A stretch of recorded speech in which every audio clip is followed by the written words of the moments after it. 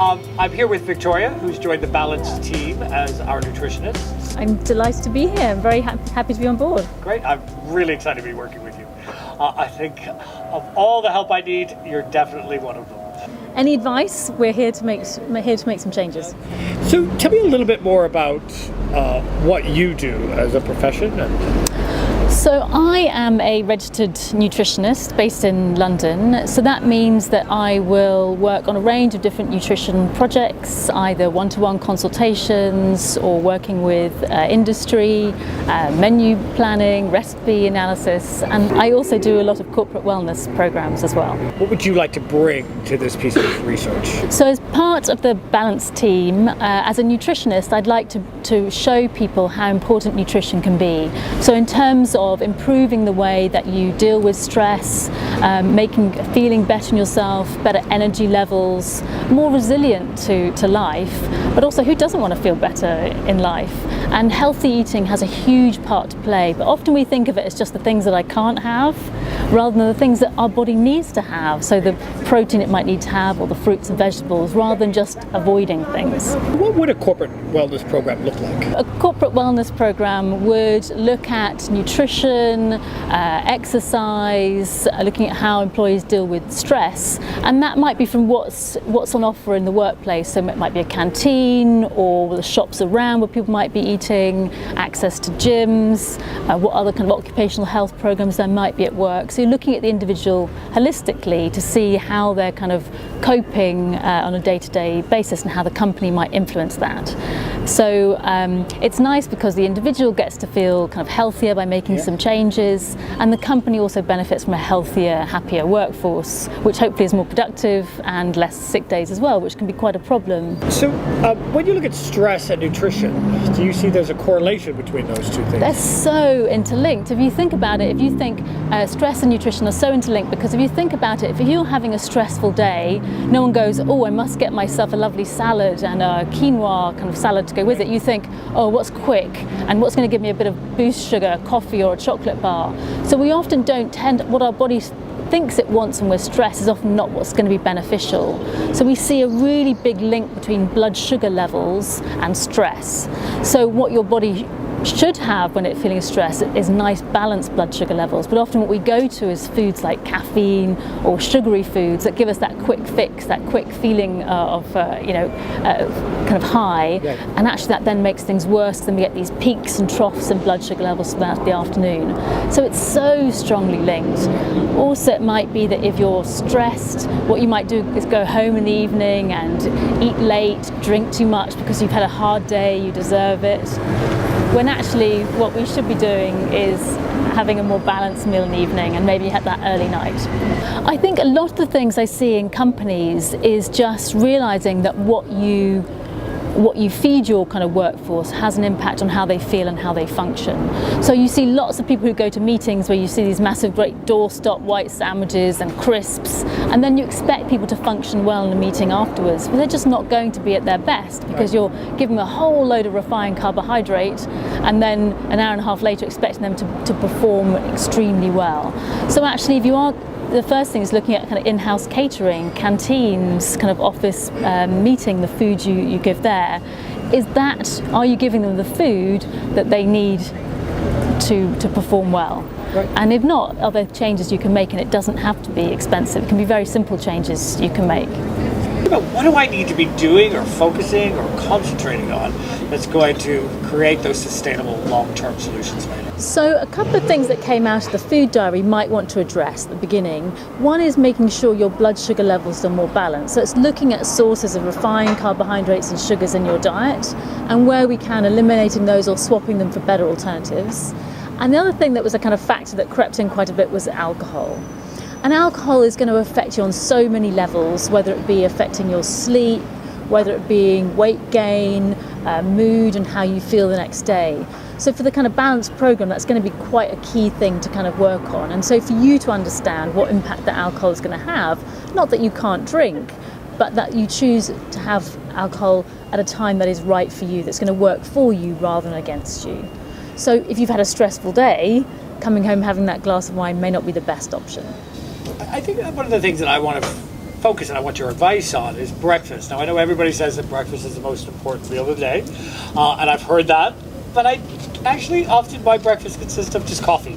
So, it's so common that happens, that people in the morning, we're rushed for time, we may not feel like anything to eat then, and that's, sometimes it can be okay, but what happens is we want to look at what's happening to the rest of your day because you're not having breakfast. If you're one of these people that naturally doesn't want food in the morning but then chooses a healthy lunch and then a healthy evening meal, then that may not be so much of an issue. But if you're someone that is not having breakfast because you're in a hurry, having a couple of coffees, and then maybe having a real craving for something mid-morning, maybe having some biscuits or a kind of croissant mid-morning, then actually that breakfast may be a good thing for you, because we want to start your day off with balanced blood sugar levels. So your body doesn't it likes a certain amount of sugar in your bloodstream, but it doesn't want too much. So too much, it starts to get a little bit agitated and it releases hormones that take sugar out of your bloodstream. And sometimes it can take too many out, and that can give you feeling lows, dips in energy. And we kind of reach for sweet foods then, or caffeine to satisfy that kind of craving. So by having a balanced breakfast that contains some whole grains, some protein, something like beans on toast or boiled egg on toast, or some porridge with some yogurt or oats and yogurt, something that's giving you some whole grains, some protein, maybe a portion of vegetables in there too, if we're going to be really good, and we can talk about individual options for you, is going to give you a kind of balanced start to your day. So you should feel fuller for longer, less urge to have snack or sweet foods in the morning. So you should go through all the way through to lunch feeling nice and balanced, and that's going to have a huge impact on your mood in the morning and your productivity. I haven't been really feeding my body. My idea of kind of going on a diet is just don't eat, then you're going to lose weight. But I'm not giving myself the nutrition. That's what I've kind of understood. Can you elaborate on that for me? Yeah, it's true. So our body wants a certain amount of vitamins and minerals, a certain amount of protein and fibre every day. So by not giving it to it, it's like buying a Ferrari and then expecting it to travel at really, great speed without giving it any fuel. It just doesn't happen. So it's not just about calories. This is also about, we want a nutrient-dense diet. So we need B vitamins for our energy metabolism to work properly, certain others for our thyroid to function. All different type things have a different role in the body.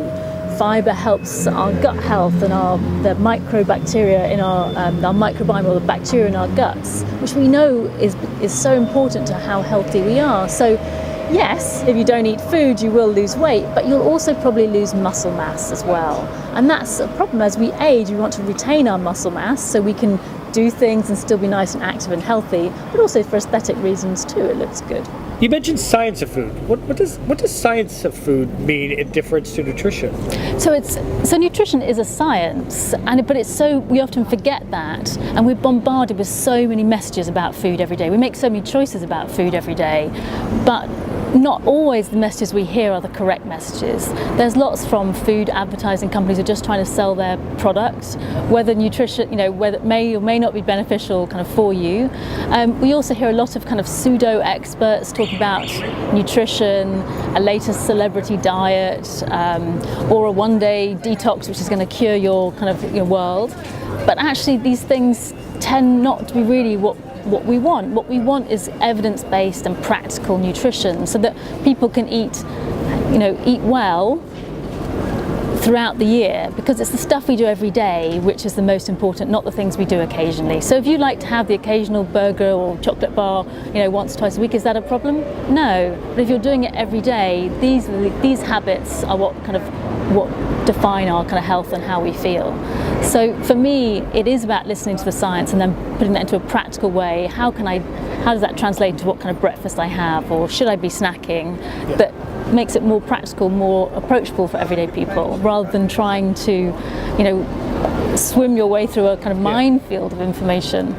Mixing metaphors, but through information. If you were to tell me 3 foods that I should have more of, that you think people miss out on, what would those 3 foods be? I really wouldn't. There's no such thing as a kind of good and a bad food.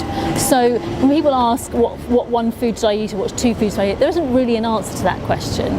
Really what we want to do is getting the kind of the the main food groups in.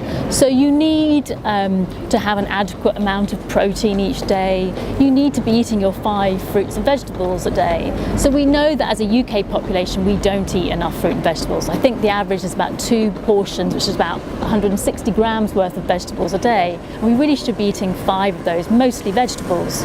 So explain to people how they might fit that veg into their day is going to be really important. So that's the first thing we know, is that fruit and veg becomes really key. The switch you can do is to changing your white refined carbohydrates, so your white bread, your white pasta, into wholemeal versions of that. So wholemeal bread, brown rice, brown pasta, because then you're getting added nutrients from your food and added fibre from your food, all of which have been shown to be beneficial to health in the short term and long term.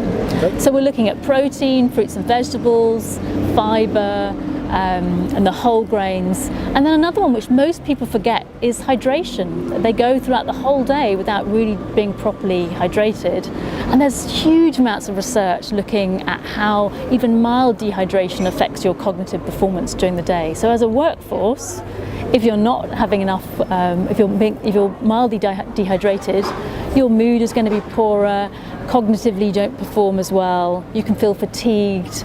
So all these things just become so vital to a workforce on a day-to-day. So even installing a drinking fountain is such a small step you could make to improving your employees' kind of well-being.